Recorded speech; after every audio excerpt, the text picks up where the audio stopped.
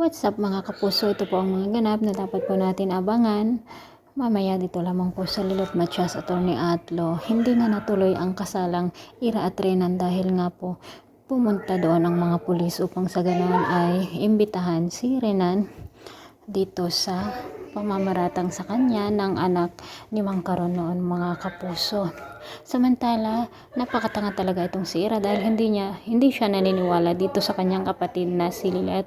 Bagkus sinabi nga niya dito na kung meron daw malaking ebidensya na ipapakita ni Lilet ay maniniwala nga siya dito at hindi siya magpapakasal kay Renan. Samantala, hindi naman nagtagumpay si Trixie na pupunta doon sa kasalang Ira at Renan dahil nga pinigilan siya ni Patricia na kanyang ina.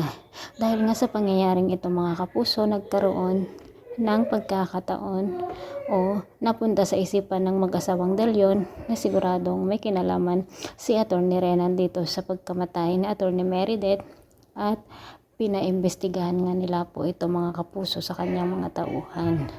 Hanggang kailan kaya ang katangahan ni Ira dito kay Renan mga kapuso? At kailan din kaya makakakuha si Lilet ng matinding ebidensya laban kay Renan? Hanggang kailan kaya papaikutin ni Renan si Ira sa kanyang mga palad?